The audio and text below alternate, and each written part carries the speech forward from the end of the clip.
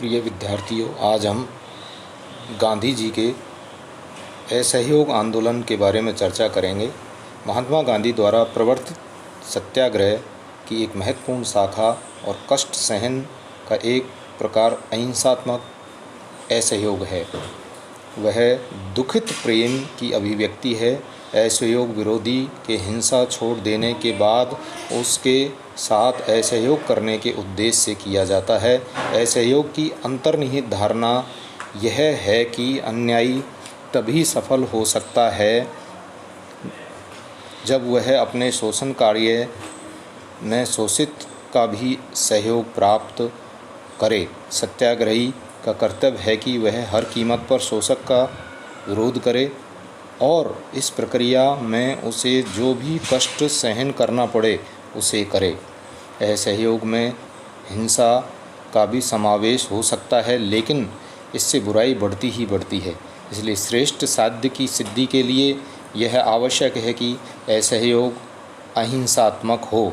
गांधी जी के अनुसार असहयोग दैनिक जीवन की समस्याओं को सुलझाने के लिए सार्वभौम उपाय है। गांधी जी का कहना है कि यदि पुत्र अनुचित व्यवहार करे तो पिता उसकी सहायता से हाथ खींच सकता है और पिता गलत रास्ते पर चले तो पुत्र उसका साथ छोड़ सकता है। महात्मा गांधी ने 1920 में भारत की विदेशी शासन से मुक्ति के लिए असहयोग आंदोलन का सूत्रपात किया।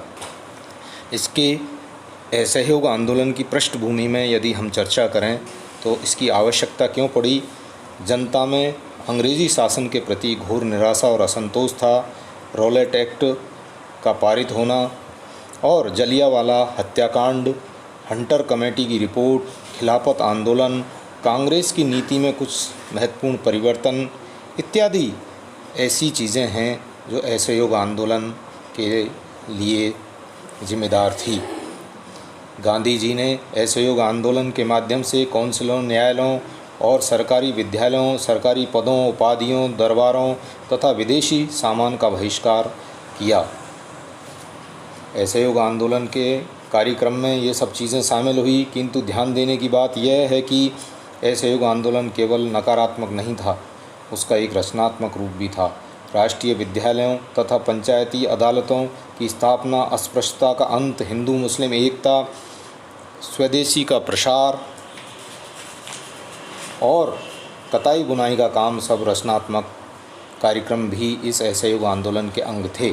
गांधी जी का यह असहयोग आंदोलन भारत के स्वतंत्रता संग्राम का एक सीमा चिन्ह और उसने राष्ट्रीय आंदोलन को एक क्रांतिकारी आंदोलन बना दिया। गांधी जी के अनुसार असहयोग आंदोलन की नीति सत्य थी तथा उसका सिद्धांत अहिंसा था।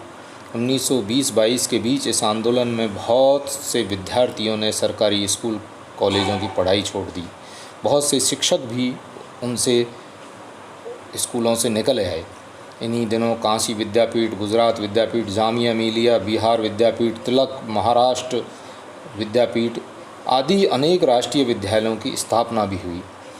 इस प्रकार से गांधी जी ने इस असहयोग आंदोलन के माध्यम से स्वतंत्रता, आज़ादी का बिगुल बजा दिया।